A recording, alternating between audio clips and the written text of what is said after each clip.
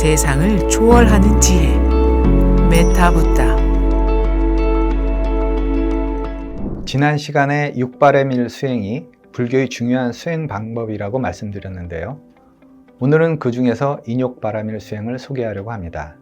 인욕은 참는다는 뜻인데 사실 저를 비롯해서 세상 살면서 안 참고 살 수 있는 사람이 있을까요? 우리는 매일 참으면서 살잖아요. 당장 운전할 때마다 화나는 일이 사실 얼마나 많습니까? 일일이 안 참고 차 대놓고 도로에 내려서 시시비비를 가리면 아마 도로가 마비될 겁니다. 제가 결혼 31년 차인데 아직은 원만한 가정을 유지하고 있습니다. 이렇게 유지하기까지 아내가 참았든 제가 참았든 누군가 많이 참았지 않았겠습니까? 물론 성품에 따라 잘 참는 사람이 있고 폭발하기 쉬운 사람도 있지만 정도의 차이는 있을 뿐 다들 참고 사는 것 같습니다. 그러면 어차피 참고 사는 세상, 굳이 인욕바라밀이라는 어려운 말을 써가며 참는 게 무슨 의미가 있냐고 생각할 수 있습니다. 그런데 알고 참는 것과 모르고 참는 건 하늘과 땅 차이 같습니다. 살기 위해서, 이익을 위해서 상황이 불리하니까 할 수 없이 무조건 참으면 몸은 화병이 생겨서 망가지고 마음은 원망과 한으로 얼룩져서 업보가 더 무거워질 수 있거든요. 알고 참으셔야 합니다. 그럼 이렇게 세상 사람 누구나 다 실천하고 사는 아주 평범한 항목인 인욕을 왜 부처님께서는 인욕바라밀이라고 특정해서 중요한 수행법이라고 말씀하셨는지 알아보겠습니다. 여러분도 알다시피 불교는 마음 공부이고 마음을 통하여 깨달음으로 가는 길을 알려주는 종교입니다. 우리 마음은 본래 청정하여 자유로웠는데 마음에 먹구름이 잔뜩 끼어서 윤회하고 괴로운 거라서 마음을 닦아서 청정한 본래의 상태로 돌아가야 합니다. 마음 공부의 첫 단계는 마음을 항복받는 겁니다. 그리고 부처님께서는 마음을 항복받기 위해서는 반드시 육바라밀을 실천하라고 하신 것입니다.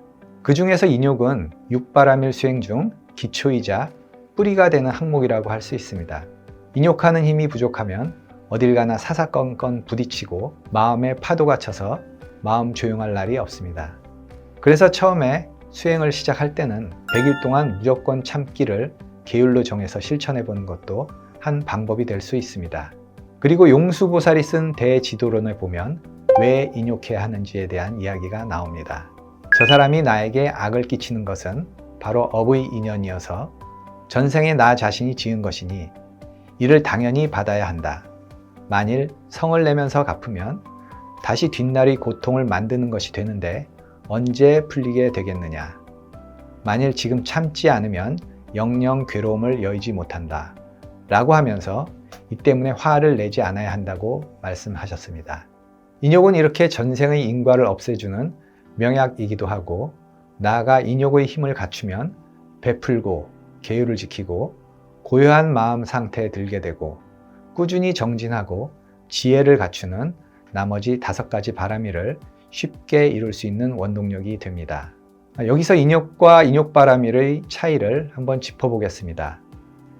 바라밀은 중생의 마음을 수행자의 마음 혹은 보살의 마음으로 돌이킨다는 뜻입니다.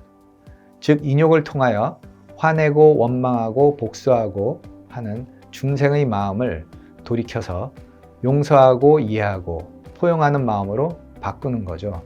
이런 이론을 알고 참으면 참을수록 업이 소멸되고 마음이 밝아지고 하는 일이 잘 되지만 모르고 억지로 참으면 몸과 마음이 다 지치고 병들어 버리게 됩니다. 그렇다고 참으면 병이 된다고 해서 화날 때마다 폭발시키면 분노조절 장애라고 해서 아무도 그 사람과 가까이 하려고 하지 않을 것입니다. 그래서 부처님 가르침을 알고 참는 것과 모르고 참는 것은 한 생을 살고 난 후에 엄청난 차이가 난다고 보시면 됩니다. 이왕 참아야 하는 세상, 인욕바라밀을 배워서 즐겁게 인내하면서 지혜를 얻기를 기원합니다. 세상을 초월하는 지혜 메타붓다.